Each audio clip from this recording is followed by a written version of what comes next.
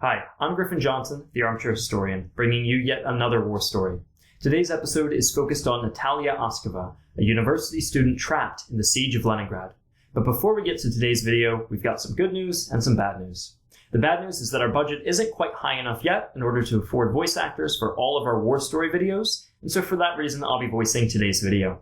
The good news is that Patreon supporters will now be directly involved during the topic selection process for all future war story videos. Furthermore, Patreon supporters will have the opportunity to not only submit ideas for war story videos from books or other online resources, but will also be able to share their own experiences or those of their loved ones who have served in the military. In this way, we hope to commemorate the stories that our Patreon supporters hold dear and reward them for their support towards the Armchair Historian channel. Lastly, with respect to veteran stories, Patreon supporters will never be charged on Patreon for war story videos. Thanks. It was late August 1941 when Natal'ia began to reminisce about her home in Kyiv. She wrote, "On the 22nd of June, around 12 o'clock, I was sitting behind my writing desk preparing to take my philosophy exam early. I wanted to extend my vacation and go to my parents in Kyiv, my favorite city, where I spent my barefoot childhood. My train ticket was already bought, and through the philosophical wisdom I was reading, I could almost see fragrant acacia and Kievan chestnuts. I was dreaming about all of this, anticipating, as I read quotes by Marx, Hegel, and Kant between class lectures. I needed to hurry and be rid of these philosophical maxims." That same day, Natal'ia's dreams were shattered as she heard news of the German invasion. Some strange noise came from the stairwell. I opened the door and saw emotional faces, eyes. Война началась. Немцы разбомбили Киев. That terrible word descended like a tornado, like a landslide, war. My first thought was, this did not happen, it's a misunderstanding, it's just a border incident that'll be resolved.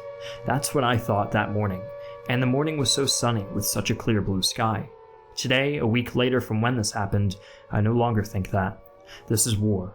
What will it bring to our people? We know nothing. 1 month later, in September, Kyiv was under occupation and Leningrad was under siege.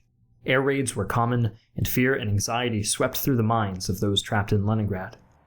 It is night. The metronome peacefully taps out seconds. It keeps us on alert and anxious all the time. At any second it could stop, and the siren could sound, and the announcer's voice will proclaim, Внимание! Внимание! Воздушный налет! Воздушный налет! Somewhere over there in the sky, which you do not see, hovers death, the cruelest, basest of death. After Natal'ia passed her doctoral exam in philology, she took up a job making grenades. Natal'ia discusses her daily routine, as well as how she sustains herself. Right now, the factory is not working because of the lack of electric energy, but all who have remained alive come to the office like it's their duty. The biggest motivation is the cafeteria. From 1 to 2 o'clock, it's lunch, but the line on the stairwell towards the second floor already forms at 12 o'clock. Here they feed us every day, despite the fact that the factory is not working. Food was scarce in Leningrad. Natal'ia's husband returned from fighting one day with a chicken.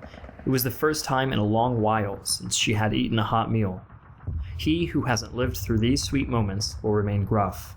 We often feel bad, hungry, cold, and sharp-tongued, and for that we understand happiness all the more acutely and fully in a way that is inaccessible to a well-fed citizen. We revel in eating, it resembles a ritual. How strange life is, what joy it can give suddenly, generously, in the most difficult moment, when it seems that life is becoming unbearable. Natal'ia pondered on humanity's capacity to become comfortable and to take a basic thing such as food for granted.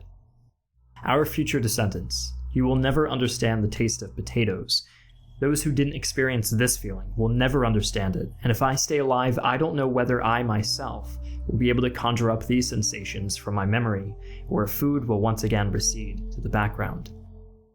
Natal'ia became ill due to malnutrition and scurvy.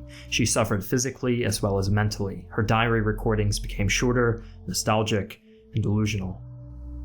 Smell, song, and music are great for associations, a whole sliver of life, young, sunny, filled with love, a whole flow of tender memories of my thoughtless, crazy youth. Cold air, brittle and blue, pink smoke arises from pipes, skeletons are galloping to a cemetery and lying down row by row in the trenches. I fall into a kind of oblivion for a while, and again a voice on the radio. Враг будет уничтожен. I am taken Победа by a будет strange нашей. feeling, strange and scary. Slowly my head expands more and more, and now it is of the size that fills the entire room. In terror I scream, "Turn on the light, quickly, my head will burst any moment now."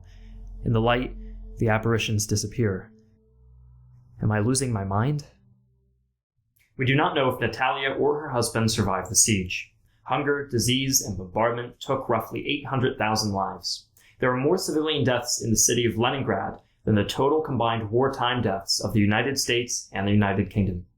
Thanks for watching. Please check out our Patreon if you're interested in suggesting any other war stories.